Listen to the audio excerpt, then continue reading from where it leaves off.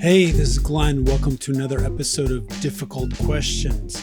This one, what are the rules to law? This is on the back of all of the Trump stuff. And as I'm listening to people commentate about this is illegal and that's illegal, but he's still doing this stuff and that stuff, I was thinking about my experience with the law, how the law actually functions. What I found is the law is simply a game that smart people who are good at arguing play, and the players are other people's lives. And those smart people have figured out, have justified a way for it to earn them a lot of money. I was listening to one person that was saying at least civil law, so suing people for money, that's a rich man's game. It used to be racing horses, but now it's suing people. I was talking to a lawyer and he said that at some point, if you are at all successful, you will be sued.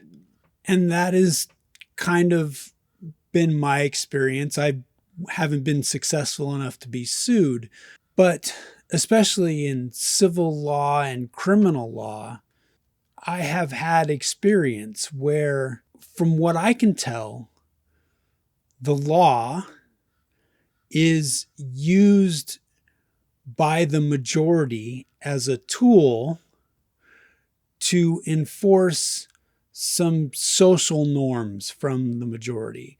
I can think most off the top of my head about gambling, gaming, where that is legal and why that is legal. That gets into what the motivations for law are. And from what I can tell, one, there needs to be money in it. I got arrested and I kept telling them I'm not a criminal. The way that they wanted the charges to be dropped is they wanted to charge me $400 for a class on being a better citizen. So they were extorting me. I said to my attorney, so this is an extortion racket? And he said, well, you could fight it in court, but then you're looking at a felony. And even though all of the laws were on my side, I got arrested for possession of stolen property, but the person who called the sting operation actually reported the camera lens lost. So by law, it was a trumped up charge anyway. But what I found is police are charged to catch bad guys. So if they have their focus on you, they need you to be a bad guy. And they were going to do anything and everything to make me a bad guy. The assistant DA was talking about me in front of my face. I'd never met her, about my character. The judge was saying, well, the only person that knows if the equipment is stolen is the person who stole it.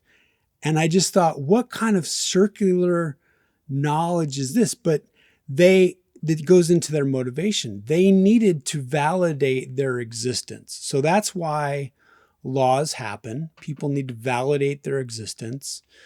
Also, there's this earning of money that can happen, lawsuits.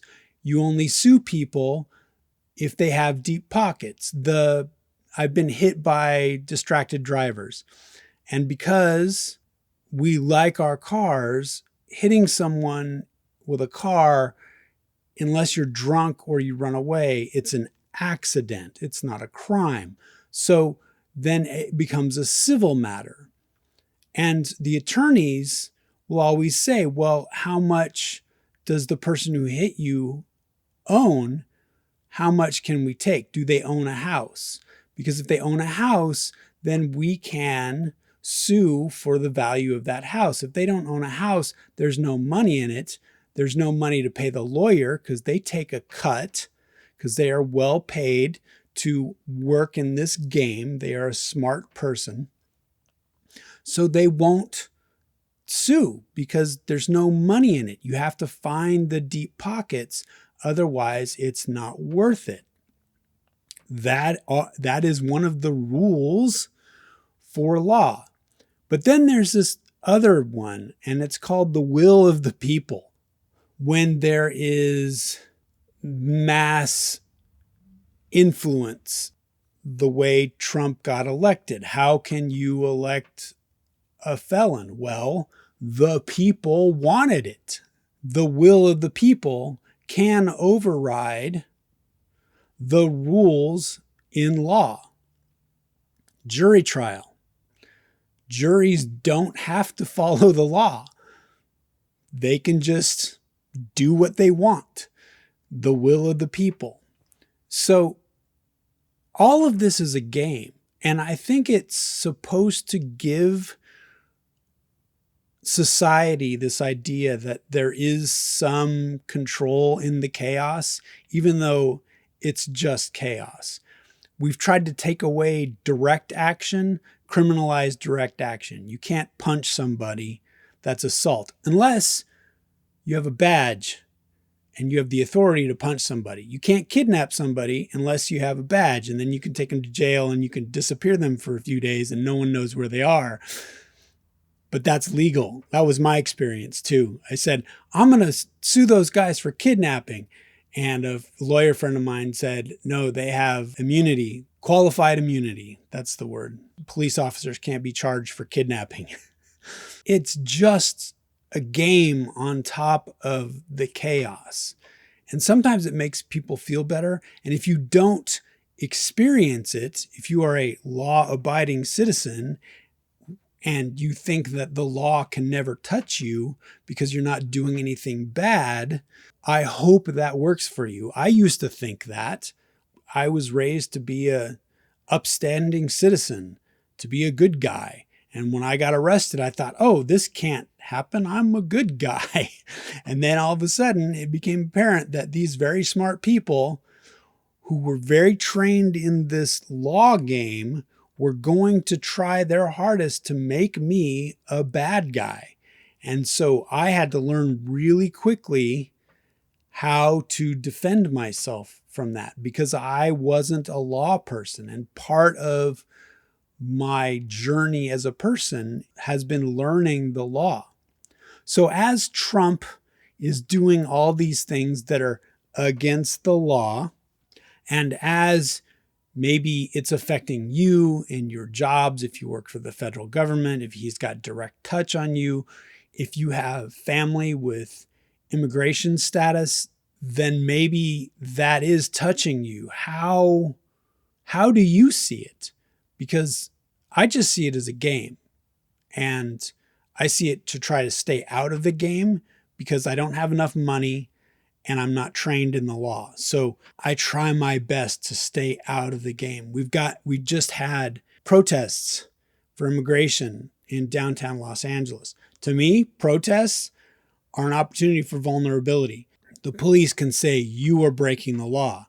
And if you don't have enough training and or money to navigate that situation, if the will of the people overtakes the ability of the police to enforce the law or the authorities to want to enforce the law, you luck out. But if they want to enforce the law, well, then you can get stuck. How are you going to navigate the rule of law? How do you think about the rules to law as all of these reports are happening where this is illegal and that is illegal? What are your thoughts?